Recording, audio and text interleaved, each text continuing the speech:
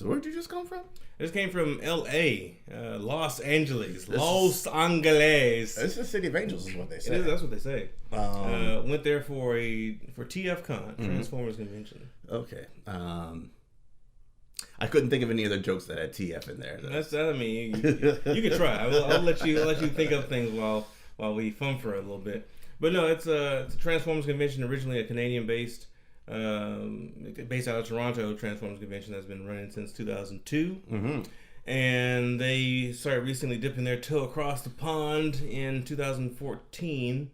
They started in Chicago, and they came to Charlotte, went to D.C., hopped back and forth between Chicago and D.C. a couple times, and they decided to go ahead and spread some of the Transformers love over to the West Coast. To the West Coast. So we went over there. Normally we have at these shows, we had about 5 or 6 guests, like special guests like voice actors and whatnot. Yeah.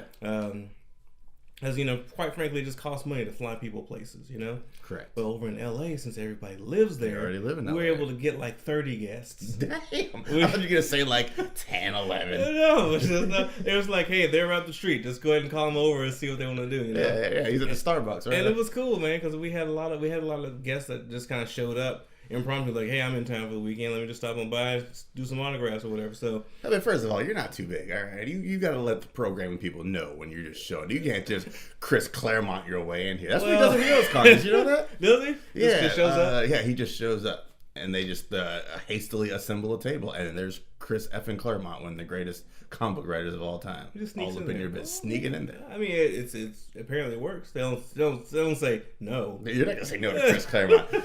You say no. He will write you out of the story. You say no to Rick Remender. You don't say no to Chris Claremont. Fair enough.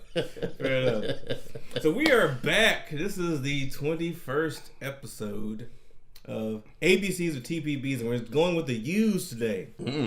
Starting out with the Ultimates, and then going to Unfollowed. Ultimates came out. It was a Marvel joint, part of the special reboot that happened way back in 2010. Was it 2010? That's what it says on this thing here. It's okay. Copyright 2010 there. I mean, let's see. Wow. Yours says 2011. Really? Yeah. Interesting. Weird. Who's this the newest? mine was the revised edition. It's the revised edition, yeah. The special, they added extra Hulk shagging to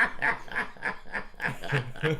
So we got the Ultimates on deck here, and then we got Unfollow, which is what joint is it? Dark Horse. It's a Dark Horse joint. So we're gonna start with the Ultimates first, and just kind of get it going. Now, the Ultimates, if you have been living under a rock for the past 20 years, is the more modernized incarnation of the Avengers, launched in the Ultimates universe, which is not 616. 1610 is what it is. Earth 1610. Yes. It's the last 2 universes left in Jonathan Hickman's whole Avengers run.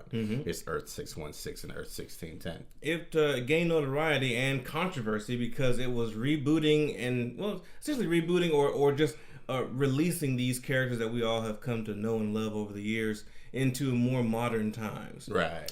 And a little bit darker too. Quite a bit darker, but more realistic. Not what's the director for Batman vs Superman? What's his Zack name? Snyder. Not Zack Snyder dark. Not that dark. Not Michael Bay blow everything up dark. So if there's a director or a movie franchise that you compare us to in relative levels of darkness, would you say like Nolan Batman? I would say Nolan Somewhere Batman. there? It's more realistic, but it has some grittiness to it. Okay. I really enjoyed that.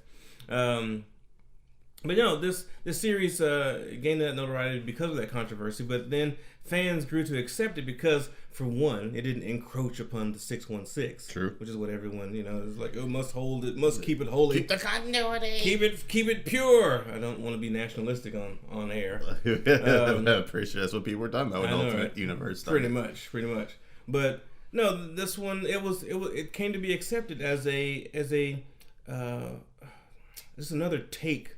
A modern take on the guys that we've come to know and love, and so much of this book directly influenced the Marvel Cinematic Universe. Yeah, a lot of stuff comes from the Ultimates, not the actual Earth 616. Even down to the casting of some of the characters. With Nick Fury, it was like, one of the quotes in there, he's like, well, who would play you in the movie? He's like, it's got to be Samuel L. Jackson. Of course they knew what they no were one doing. else. They knew what they were doing, man. Yeah. So, it was just a fresh take on it. It was very realistic. So the way these characters came out is very, very real world. Mm-hmm. And I hesitate to use the word, but it's edgy. It was very edgy for its time, and it really set the stage for making, just bringing a lot of classic, across the board, bringing a lot of classic characters into the modern age. Edgy is kind of what Mark Millar does, isn't it? Yeah. Edgy with a lot of sometimes unnecessary pop culture references. Now, are you a fan of Mark Millar? Yeah. Mark Millar did Ultimates, which I'll tip my hand and say I'm very much a fan of Ultimates 1 and 2 specifically. Mm-hmm. He wrote the Marvel Civil War, which for a solid almost decade was my favorite big Marvel event was Civil War. Yeah. It was well done. The ending of it was kind of, but Marvel has had a tug of war, a love-hate relationship with ending things properly. Yeah. And I'm trying to think of what else. Millar, he did Kick-Ass, which I have read of Kick-Ass. He did Wanted. He did Wanted. I'm okay with that. Superior. I really enjoyed the comic much more than the movie. Yeah, and that was another one of those things where he cast a lot of those characters. Like he had Eminem for the lead. He had Halle Berry for like the secondary character, and some other characters too. But they didn't go with all those suggestions in the film, and they went way off page with the film. Did you ever see the Wanted movie? Yeah, of course I did, man. Yeah. James McAvoy and Star-Lord is also in that movie. Angelina Jolie, Morgan Freeman, Common. I did not like that film. I thought it was okay. It was salvageable. I was able to get through it. I was not able to get through, say, for instance, what was that one? Kick-Ass 2. No, I haven't seen that one. Oh, you're a lucky man. I didn't even go that route. No, that one with who's in it? I'm trying to think here. Now I've forgotten the film. No, that League of Extraordinary. What genre are we talking here? There's lots of fights. It's very recent. Lots of fighting. John Wick. No, John Wick. There's a team of people. Samuel L. Jackson. Justice League. Not Justice League. No. Samuel Jackson. No, it was that one that everyone was really, really big on. It was, and they had two movies. It starts off with these guys fighting. It's really big on bullet time and The Matrix. No, it wasn't. Okay. No. You said it's got Samuel L. Jackson. Yeah, it's got Samuel Jackson. He shows up right at the beginning he's a villain. The Kingsman. Oh, the first Kingsman, very good. Second Kingsman, not. I did not. I couldn't. You couldn't get down with that. Someone gave me the Blu-ray for free. I was like, nah. Yes. A criticism of Millar is that he does not write comic books. He's just storyboarding to make movies. That he's just kind of using the comic book medium as a way to get deal to make movies. Well, I mean, that may be the criticism, but I think it's executed well in this series. I mean, you've got Mark Millar writing here. You've got Brian Hitch and Andrew Carey. Let's just get right into it, man. This story involves the formation of the Avengers, but they're called the Ultimates. Yes. It's an initiative brought up, put together by Nick Fury. If you haven't seen a Marvel movie in forever, you'll know that Nick Fury was putting this team together to be kind of a first responder unit, first response team against any threats at home or abroad. Yeah. So you get a lot of character development from all the characters, really. Everything from Captain America to the Hulk. I thought it was really interesting the way they made it classically, kind of like the classic Avengers, why they came together, the original Avengers came together to battle the Hulk, to stop him from rampaging. And that's very much what happens here. Banner is an underappreciated scientist trying to perfect the super soldier serum. You're pausing here for a second. Yeah, I thought the original Avengers came together to battle Loki. Was it Loki? Yeah. Am I getting the story wrong? Yeah. Well, we'll double check that. We'll fact check. We'll fact check ourselves. We need like an air horn. Fact check. Fact check DJ just showed up. Right. I remember there's being something though that the Hulk he'd been like a rogue agent, and that helped bring the team together or something. And before the movies, before the Ultimates, I thought that was a thing. But anyway, we'll get back to that. Other than that, So yeah, this team comes together. It really is a ragtag bunch of misfits. Yeah, you really do have the Robert Downey Jr. Iron Man, billionaire playboy. You have this Thor actually preferred more than the movie Thor. This Thor doesn't want. It was more like Aquaman. And he doesn't want nothing to do with nothing. Yeah, he's like this. You guys are you all are controlled by your system. I'm here to break you out of it. Yeah, I mean, I kind of like it, but I can't spend too long with overly righteous Thor. Oh, yeah, I like the concept, but I wasn't a huge fan of the execution. No, like, okay, let's get past it. They also approach it as he's kind of insane. He was just a regular human who spent time in an asylum and then woke up as Thor. Yeah, kind of thing. So people are like doubting his. I like his the godhood. mystery element of it. Like, is this actually a god, or is this just a crazy man, right? Pretending to, or just saying he's a god, right? So it was interesting in that respect. But anyway, let's get into kind of like ratings for it. We can talk about it some more. But first off, what did you think about it? I read this joint maybe about 2 years ago for the first time. Yeah, for the first time. I hadn't really dipped my toe into anything Ultimates related at all. Yeah, I read. What was that? I was just cool reading regular Marvel joints, man. And I was like, all right. Then there's the other universe and whatnot. It seemed like blasphemy to you. I don't need to. Oh, this isn't my father's Marvel. It wasn't anything like that. It was just like there's so much to read in the 616. And I was like, I can. It was back burner to like get tired of reading stories in the 616. Like, I'm gonna see what's going on in the Ultimate Universe. Okay. Until the whole Hickman Avengers thing, and I'm like, all right, well, let me read up on who this whole universe is that's gonna end up coming to clash with the 616 universe. And, that's the very first issue of Secret Wars #1 is the battle of the 616 versus the 1610. So I was like, let me get some retrospective on what's going on here. So I went back and I read stuff like these Ultimates and some Ultimate X-Men and Ultimate Spider-Man and stuff like that. And, give me more perspective on things, So you were like reading 3 pages of the Ultimates, and then like your brow would furrow, and you glance up at your Avengers DVD from the MCU and be like, wait a minute, this is all in places. This is almost page for page. Yeah, there's a couple. I mean, I'd known going into reading the Ultimate stuff that they pulled a lot from the Ultimates. I'm pretty sure Widow is pulled from the Ultimates-ish as well, because the Ultimate Widow, which I don't think is in this volume, is she? No, that is. I think she pops up in volume 2. I think they took the more Ultimates route with Widow in the MCU, but definitely Iron Man, definitely Nick Fury. How'd you feel about it? I mean, knowing that it influenced the MCU, but then reading it on its own merits, how did you? And you stayed away from it so long because you were content in the 616. Yeah. How did it feel to read this? It was weird, man. Some parts were weird and refreshing. I never really cared much about Ant-Man all that much, but you get a good bit of exposure to Hank Pym and Janet Van Dyne. They come by their dysfunctional marriage honest. Yeah, yeah, they do. So that was kind of refreshing to read, and anybody who knows anything about the Marvel Universe knows how Hank Pym treats Janet Van Dyne. So that was interesting to see that play out here it's refreshing to know that Hank Pym is a dick in every universe. Hell of a scientist, dick in every universe. Bruce Banner was, I think I'm going to say Bruce is Bruce in every universe. Although Betty Ross is a whole different player. She is a whole different player brutal, in this universe. She is manipulative. She's no shit. Bad for Bruce Banner. Yes. Bad for everyone that dies in the whole Rampage as well. Cap kind of a dick. Oh yeah? Too. Yeah. How so? Yeah. Well, I guess not really in this volume too much. He's kind of the Cap you expect, but as you read further on, you're like, Jesus, Cap's kind of a dick. He was raised in racist times. But yeah, it was refreshing to see Tony be Tony no matter what's going on.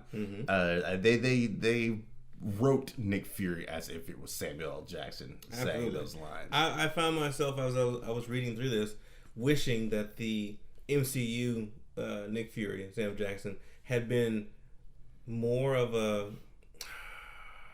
more throwing his weight around, more up your ass with more swagger. It seemed like in the MCU he was much more reined in because of his responsibility and the people he had to answer to and that kind of stuff. But in this one, he's more like, I'm gonna do this thing and fuck it because I'm the best. Yeah, they give me all these resources and I have all this stuff and I'm gonna play with it. I'm gonna do it. I'm happy to do it.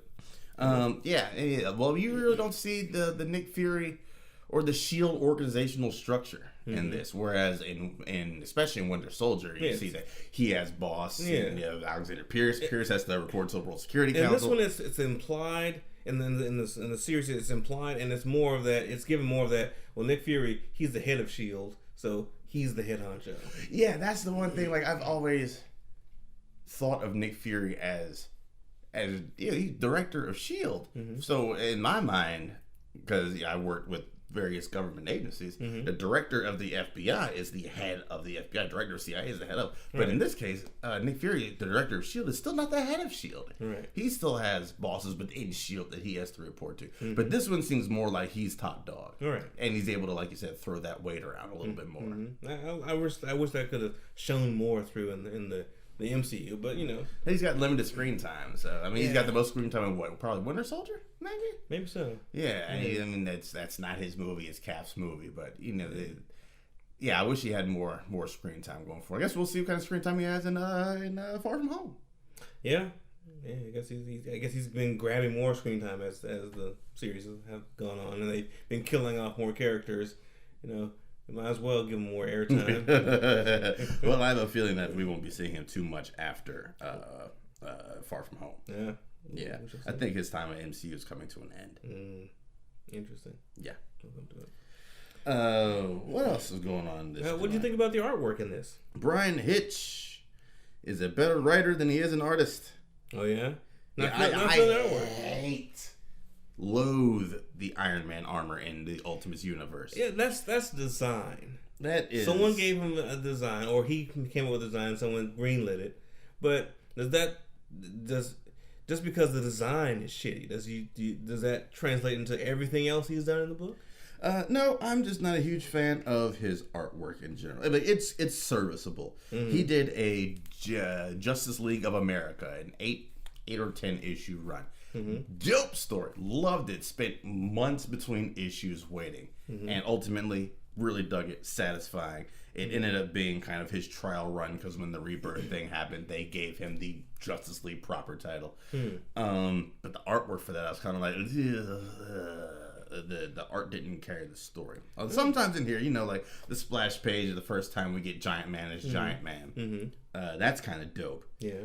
But overall, it's okay to me. Like I'm not just pulling off the shelves and randomly opening up and then like slamming a shirt saying this is the one that I need to get. Yeah, I mean, like I say, it's not gonna make you leap off the page and be like, oh man, this is so amazing. But it has a cinematic feel to it. It seems. I mean, everything from like the transition from this panel here, where Bruce is getting rained on, and he's making the phone call, and back into the inside where it's got pinks and their hues and whatnot. And it's got the dark. Even when he does the flashbacks, when he sees like Hulk in his mind, or just remembering, it's just. I think it's pretty well done. Okay. I enjoy the art with it. I think it suits and services the story very well. Okay. Yeah, I also was not a fan of this Iron Man armor style. It is not great. But it's just too bulky for me. Too blocky. I like sleek Iron Man. It looks very anime-esque almost. It kind of does. Kind of like you. Yeah, and anime-esque is the best way to put it, I think. You saw some of these suits that he had on display in his armory. It was like, it looked more like the classic, and you're like, I'd rather him be wearing this thing. Any one of these, and the ones he's actually wearing in this comic. Yeah. Fair enough. Yeah. What else you got for this, man? What do you think about the actual overall story of this? I dug it. The fact that, Banner was so insecure and so beaten down by just everyone around him, and his girlfriend, his teammates, everyone. And he was like, Didn't Pym just come in and pretty much steal his job? Pretty much. Yeah. He was like, I'm getting dumped on by everybody, and the only way that I can feel important or significant is to be the Hulk. That's just his id released. And I thought it was well, and even his motivations behind it, even though it caused a lot of trouble, caused a lot of deaths, a lot of property damage as well. Millions of property damage. The idea of, hey, let's give this team something to fight was noble in and of itself. In a strange way. Reckless for sure. But it does make you kind of feel for the guy, even though he's just a mincing coward. But that's I think that's what it is. You're supposed to hate in this one. You're kind of supposed to feel bad for, but also kind of hate Bruce Banner. And I think that's what everybody else kind of feeds into. You don't know why you hate this shrimpy little dude. That's murmuring in the corner over here, but you look at him, you're like, I hate him. I just hate him. Oh. What's the Wasp reveal? That we get Wasp's a mutant? Yes. Yeah. You would never get that in the MCU because we haven't gotten mutants there yet. Not till 2021. Hopefully, and then also get Donald Trump out. Looking for so much to look forward to. Didn't see that coming. Yeah, but all right. Neither will he.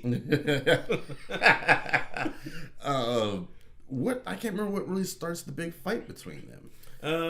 Besides her wanting to go out with the she wants to go out there, and he accuses her of really pining for Captain America. I think she gives him a kiss or whatever. He's like, you got your tongue. There's footage of you with your tongue all down his throat, which we don't actually see. We don't. But so you kind of have to feel that he's exaggerating, but then also she doesn't deny it. She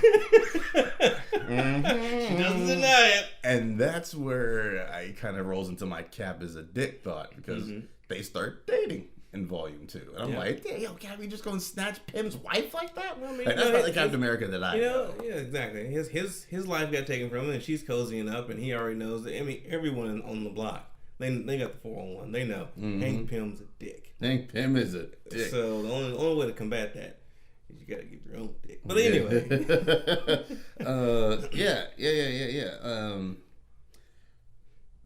it's something else that he's kind of salty about. I can't remember what it was. Oh well, it escapes me. Besides, I feel like it was more than it was just that. No, it was that. I mean, they had trade bars back and forth, and it's like he'd still had the hot view. He saw you eating caterpillars and beetles are hiding in your little larval nest. Yeah. While all the mutant he's a little resentful of her, and apparently he's taking the credit for her shrinking capabilities instead of revealing that. That's what it is. So he's been taking her DNA pretty much because that's her mutant power, and he's been reapplying it to I guess reverse it and make Giant Man. That's it. So he's not the. I mean, he's smart scientifically, but he's not the genius. Not the genius. Okay. So I've been reading Ultimate X-Men just because I'd have all the issues. I figured why not. And he talks about the mutant hysteria in this, and I'm wondering if because there's a time somewhere in like issue 15 or 20 Magneto just fucks stuff up. Yeah, that's referenced in here. It's like we were formed because the terrorism, and they directly reference Magneto. Yeah. So I like how generally the X-Men and the Avengers or Ultimates don't really cross paths unless you get Avengers versus X-Men, right? Where you get cataclysmic events, and which is mostly a whole bunch of Marvel people and like 3 X-Men show up. Yeah, they're usually their own little pocket corner of the universe. But I like the direct response of an X-Men event spawned this version's Avengers, which is it was really cool. I mean, even I like the way that they interact with the rest of the universe as well. Like even when Hulk flashed back to when Banner flashed back to being the Hulk the first time, that's a Spider-Man. He was fighting. Yeah, he was fighting Spider-Man. Yeah, and that's something that's in the Ultimate Spider-Man. Yeah, and so it was just really cool just to see that. It reminded me. It's like, oh man, it made you feel like, hey, this is a Marvel joint. Yeah, I think they, at least in the early stages of the Ultimate Universe, were light on huge crossovers. Like there were more Easter eggs than there were anything else. They weren't really all that. They're letting the 616 do all the big crossovers. They're kind of telling their own personal stories of each Ultimates title, which I really think that's how a superhero universe should be. Let everybody just do their thing. A little bit of bleed over here and there. Maybe once every 18 months have some kind of dust up. And then let everybody go back to their thing. Their respective corners. Get back to your respective corners. Tell your personal stories. Yeah. Have somebody pop in and be like, hey, it's Spider-Man for 2 issues. Helping Daredevil do his thing. And then he pops back out. I think Ultimates is a better run universe. Maybe not better stories, but a better run universe than the 616. Fair enough. Did you have a favorite panel from this issue? No, I don't think I probably the Giant Man reveal. Okay. It was a good big splash page. And, you know, they proceeded with that, oh no, I'm turning inside out, how bad? Getting there, they get the reveal that he's like, oh, that fooled you guys. Yeah, that's, I kind of chuckled at that. Yeah, it was cool. They have a lot Pym's not really known for his humor, yeah. So it was kind of interesting to see that. Yeah, it caught you off guard, just much like his giant nakedness. Yeah, or it caught Jen off guard with the back fist. Right. What about you? Favorite panel? Mine was more like a favorite page, and it was an exchange that's right here near the end where they successfully subdued Banner. Everyone's bashed up, and Cap comes over, and Banner's like, you do understand, don't you? I mean, I hope you aren't going to punch me or kick me or anything, because I really couldn't handle that kind of thing right now, Cap. And Cap's like, don't be ridiculous. Why would I hit you, Bruce? You're one of the gang. For God's sake, part of the team. I'm just here to make sure those cuts and bruises of yours get the proper attention, pal. Come here, let me get a closer look at that big gash on your cheek. But I haven't got a gash on my cheek. Then you get Cap boot right across his face. Captain America is a dick. He is. It's so, but it's refreshingly good. It's refreshingly well. I mean, he has his ideals, but this is not a Cap that's like, well, I'm not going to shoot this person. I'm not going to kill him. He's like, he's a soldier. He gets stuff done. Yeah, I mean, this is also the same Cap that is a controversial. I think it's in Volume 2, actually, or Volume 2 or Volume 3. Surrender. Do you think this AMI helmet stands for France? And I'm like, right. that's Captain America in this Captain universe. America, I guess. Yeah. That's the name. I mean, he's like, nice try. You got the accent right, Fritz, but the highest ranking African American. Oh, yeah. I think he said the highest ranking black man in the army is actually like a corporal or something. Yeah, he's a friend of mine. Yeah. So it's like, no, that can't be right. So I mean, you know, he's from a different time. He's from a different time. It shows, but I think, you know, that fish out of water. He's acclimating to all these changes. He's gonna be a little on edge. Okay. I think a I little can give rusty him that. with his social skills. I can give him that because it gives him that edge. Otherwise, he'd just be Cyclops in a Captain America suit. No one wants the Boy Scout. No one wants the Boy Scout. Yeah. Or you mean the terrorist Cyclops? The terrorist. Well, the terrorist Cyclops is awesome. You should read more of that stuff. Mutant Terrorist is great. You're a Magneto supporter. Ever since he got possessed by Apocalypse, Scott Summers, his ratings have just continued to climb. Ever since he got possessed by the Phoenix Force, he's been a dick. No, he's been a dick to begin with. But he's been a fashionable dick. Okay. I mean, you know, he got possessed by Apocalypse. He shacked up with Emma Frost. He became a mutant terrorist. I mean, the list goes on, man. He killed Professor X. That's when he finally, after 60 years, started getting interesting. Right? I'm just glad they took it there. It's a lot of times people are afraid to move characters forward in the narrative, try to keep them frozen in time. But I'm like, they just like their mutant abilities, they can evolve. They can go on to the next level. You got the weird, some characters age, but some don't. Like, Professor X should be 115. If Cyclops is going to be like 30, or whatever. He's just making everyone else see that he's like 35. That's what it is. James McAvoy, how did you get in here? Well, I stumbled in for the set from Wanted. You got anything else? Is this a go or no go for you? Man, it's a go, man. I kept reading this stuff. I kept reading this thing until the series was done. Did you read Ultimatum? Yeah. Is it any good? Because I've heard it is not great. I just thought this is the one big crossover for the Ultimate Universe, and I heard it is not great. It is a little messy. Yeah. It's a little messy. Okay. I'd say the better read was, what was it? With Galactus. What was that called? Fantastic Four. No, but the Ultimate... Okay, so you haven't read Ultimate Fantastic Four, right? I don't fuck with the Fantastic Four. All right, so Galactus, so check this out. Galactus in the Ultimate series is not an entity, like a humanoid entity. Yeah. It's a hive mind of technorganic, like almost like insects, giant insects. They have the Silver Surfer. He goes to a planet, and it acts essentially as a messiah to calm the populace and to get them to accept their fate. Oh, interesting. Doom is coming. You know, everything just accept it, and you're not going to be able to do anything about it. And then the Galactus hive, which each insect is shaped like Galactus's helmet, kind of deal. Oh, okay. And so they go and they drain the planet of its energy, destroy everything in its wake, and then go about their day. Yeah, so that was really cool. It was really cool the way they introed it too, because they found the vision. Yeah. And they're like, all right, we'll get him working. Apparently, he had been like on Earth for like a few thousand years or whatever, and so they got him turned back on. He's like, I just want to make sure I gotta warn you that the Galactus is coming. He's on his way. You've got some time to prepare or whatever. And they're like, well, you've been deactivated for thousands of years, so run your clock forward. He's like, he'll be here in like a week. It was let great. me get my affairs in order. You gotta read that. It's really good. All right, then work. I enjoyed it. All right, but yeah, it's double go. That's a double go. I mean, we Double both go. read past it. Yeah, it's been a little while since I think we had a double go, man. Yeah, I think and maybe the moonshine. This episode brought to you by Appalachian moonshine. See? I forgot the name of it, but it's a great moonshine. It actually has an awesome magical trick. I picked this up from Pigeon Forge, in Gatlinburg, Tennessee area. And when you drink it, you breathe in through your mouth and you taste a candy apple, and then you breathe out and you taste caramel. Yeah. I got your boy C to try some. What do you think, man? I enjoyed it, man. Yeah, I enjoyed it. Pretty sweet. I think I'll get you. Birthday coming up sometime this year. I'm sometime this year. That's how birthdays work. Yeah, I mean, we're only 7 months away, but never too early. Never too early for moonshine. Yeah, but double go, and we're gonna jump back in with some unfollow. Right after these messages.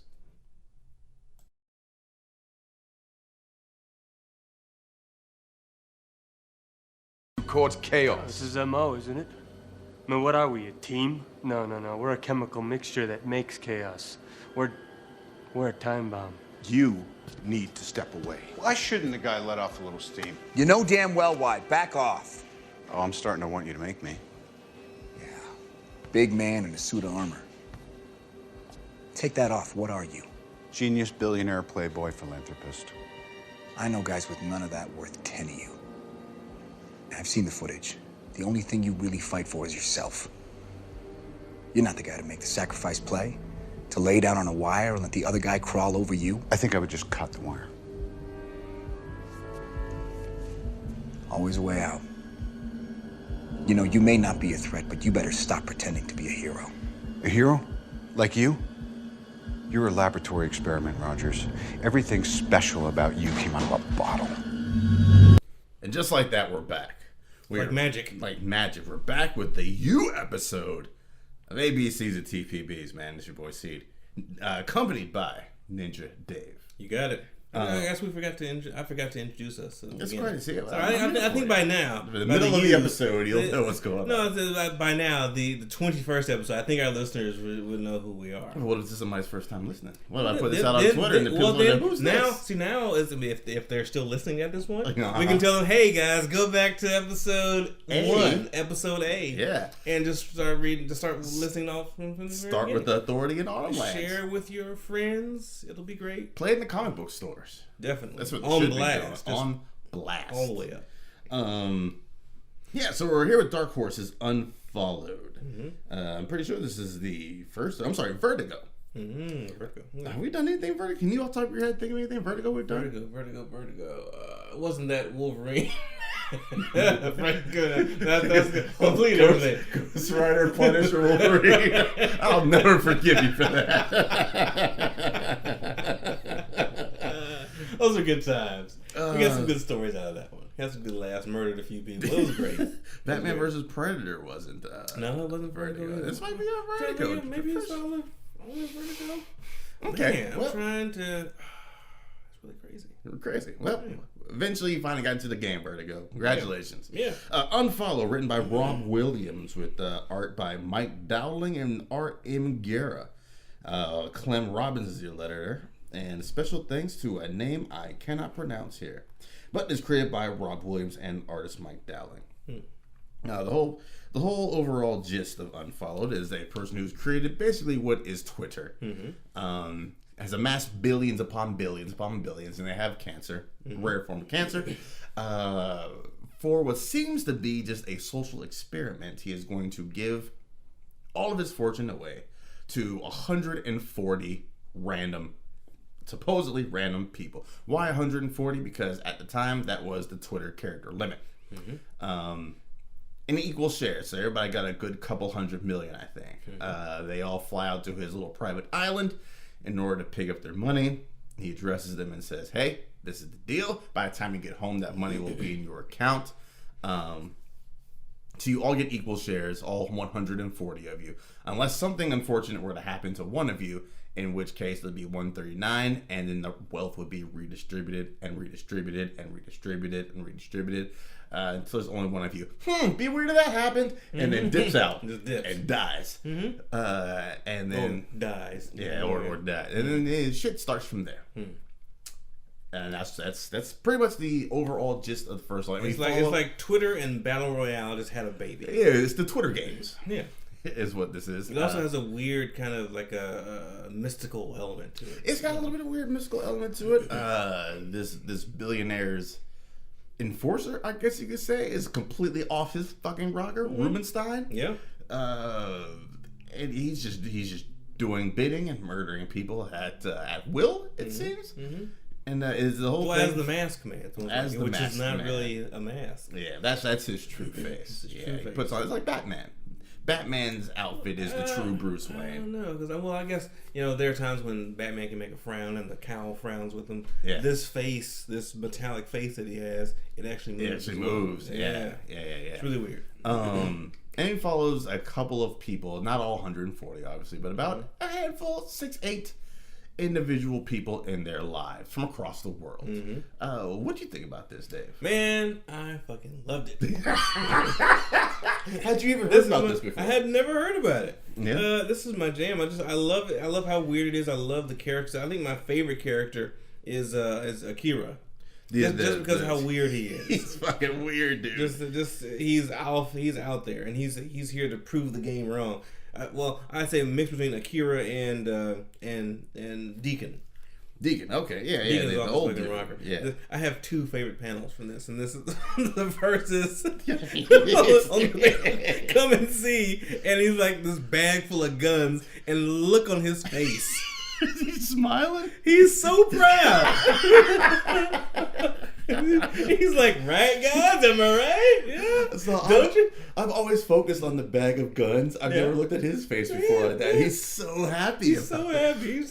He's doing Lord's work. The 2 pilots are like, well, if that's what he wants to bring. Right. No snacks, huh? Okay. No in-flight entertainment for this guy. No, he makes his own entertainment. Yeah. My favorite character was Dave.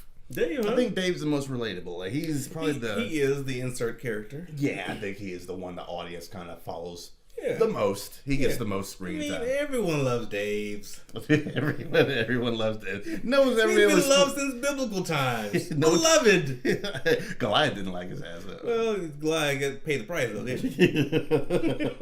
But yeah, we get more focus on Dave than anything else. But yeah, I think it's just a interesting setup because Hunger Games, you're battling for your life. Battle Royale, you're battling for your life, but this is battling for money. Yeah. With all sorts, if it was all broke people, it'd be one thing, but you have people that are already filthy, stinking rich, people that are already famous. So how is everyone coping and handling with this? Right.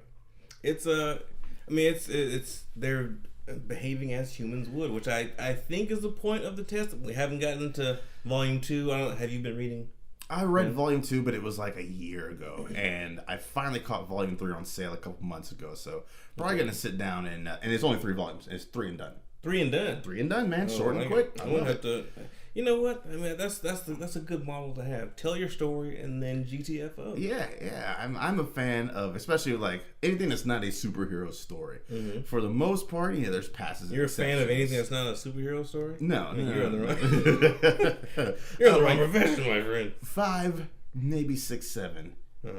And then tell your story like 5, 7 volumes. Okay. And there's the exceptions like Why the Last Man or Saga or something like that. But for the most part, get in, tell your story in like 25, 35, maybe even 40 issues, and get out. Okay. In this case, I think it's 18 issues. tells the whole damn story. Okay. There's another panel that I have that's my favorite. If I can just find it. Where located here. What do you think about some of these other characters, like the already rich girl? She's trying to find herself. I mean, it's classic Becky, you know, privileged, don't know what to do with themselves, and so they're searching for meaning, messing up everyone else's lives. I mean, I get why she's there, but you know, she's one of those people I'm like, I hope she dies next. I hope she dies. But you know, since they centered so much on her, she's gonna stick around. So now my thing is, I hope she dies horribly. Okay, all right. This panel was leading into this. Really, it got when I flipped the page, and that happened. Yeah. I gasped out loud. Right? The first time I read this story, I was like, oh my. I was like, oh no. Yeah, man. And it was just the way they used the page turn, man. The page turn, just great effect. Even to like bringing it forces your eyes up here, so you don't even register what's down here. Because sometimes your eyes will cheat. You'll get to the next page and you're like, I spoiled myself. You know. But this one actually, man. Yeah, it draws the eye. Well. It draws the eye. It did well, and it was a genuine shock and surprise, and I felt bad. You know. Yeah, it caught up in the whole thing. Yeah, man. Because I was Dave and Dave was me. I'm done with you. That's what I am. Well, you got like 2 more episodes at least. At the very least. Yeah, man, there's a lot of good stuff going on here, man. Yeah. So you're all about this story. What are you predicting or expecting? Now, one thing I did like about this is Akira. Mm-hmm. The guy that you said you like, the Japanese artist, writer, has written savior to some, has written pretty much a story almost exactly like this. Mm-hmm. And the billionaire keeps saying this is just a random coincidental 140 people, and he's like, I don't think I believe you. Right. So you think he's the first to see through the BS? Yeah, he's the first to see through it. What do you think the BS is? Do you think this is also kind of strange social experiment? That's a good question. You said you have not read the 3rd book, right? No, and it's been so long since I've read the 2nd one that I don't remember anything. All right, so I'm gonna read the next 2 volumes and let you know. Okay. But yeah, no, I think he's just trying to see, hey, humans are gonna do whatever they can. They're gonna just be greedy, what have you. Because Akira's book talks about essentially the same scenario, but was able to defeat it through love. Mm-hmm. So he's the wild card. Not really the wild card in this, because he realizes that he's also been selected. He's the outside element. Like he's part of it, but I think he's risen above it. Right. I mean, he's risen above so many things. Yeah. You know, it's just he cut his own legs off. Yeah, man, hacked off. It was in protest. In protest. Yeah. And he walks around naked. Yeah, most of the time. And when he's clothed, he's in a bridal gown sometimes. A bridal gown, thong. Yeah. Thong. Yeah, it's interesting to see how this whole thing will play out. Yeah. Definitely. Well, he's like, he asked Dave actually. He's like, why do you think this is? Why do you think I'm doing this or whatever? He's like, because you're crazy. He's like, yes, because I'm crazy. There's some weird moments of humor. Yeah, up in this. It is done astoundingly well. I am legit afraid, and you listeners can't see this, but I'm legit afraid of this dude. Yeah, I don't know what's going on. He's the dragon. I don't know what the deal is with all this mystical shit. But yeah, they don't really touch too much on it. I'm interested in it though. Like, see, whereas you were like, hey, I need things to make sense and then slowly get weirder. Yeah. This one just has a kind of a makes sense, then weird shit, then here's some more stuff that makes sense, then weird shit, and so I'm all aboard. Yeah, because I like weirdness. Yeah, okay then, boom. Yeah. Well, there you go. I like Reggie Watts, that comedian. He's a weird guy, man. He is. I forget what they call it. He's but what he does, he exists. Well, his entire act is suited to unnerve and unseat and disorient people. Yeah. So he does a good job of that. He does, and this book dabbles in that a little bit, just enough.